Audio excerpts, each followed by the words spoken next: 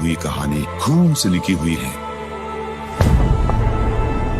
अगर आगे बढ़ाना है तो फिर से खून ही मांगेगी।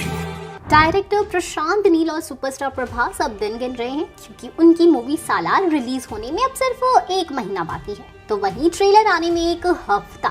वैसे सालार की वजह से डंकी को एक बहुत बड़ा कंपटीशन मिल चुका है। वहीं रणबीर कपूर की मूवी एनिमल को भी कम्पीट कर रही है। अब आप कहेंगे कि एनिमल कहाँ से आ गई? एनिमल 1 दिसंबर को रिलीज होगी और तभी सालार का ट्रेलर भी आएगा।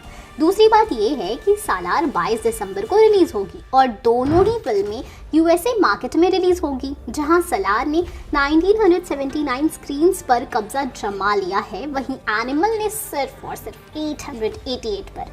तीसरी बात यह है कि इन दोनों को नॉर्थ इंडिया में एक ही फिल्म डिस्ट्रीब्यूट कर रही है। वैसे सालार का ट्रेलर 1 दिसंबर को दिखाया जाने वाला है, तो अगर ये एनिमल के साथ आएगा तो एनिमल को फायदा ही होगा।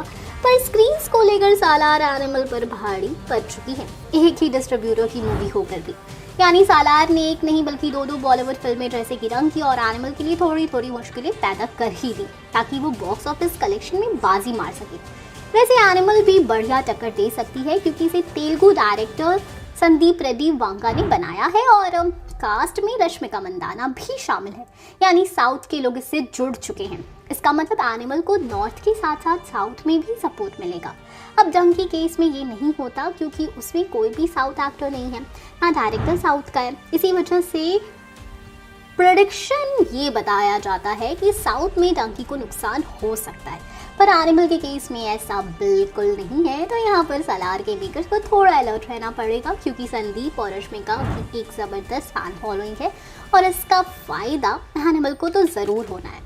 और ये कई भाषाओं में भी रिलीज़ होने वाली है, तो इसे पैन इंडिया मूवी कह सकते हैं। ऐसे में एनिमल को प्रॉफिट हो सकता है। देखा जाए तो सालार और एनिमल का कैटेगरी सेम है, पर टीजर के केस में सालार थोड़ी पीछे रह गई।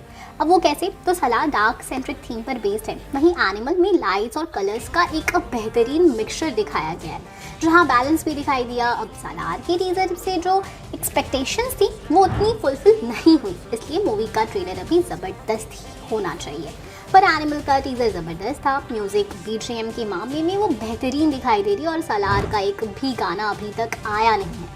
तो जितने भी सरप्राइजेस सालार के मेकर्स देने वाले वो कमाल के होने चाहिए। खैर अब आप बताओ, आप कितने एक्साइटेड हो इस मूवी को लेकर? हम फिर मिलेंगे।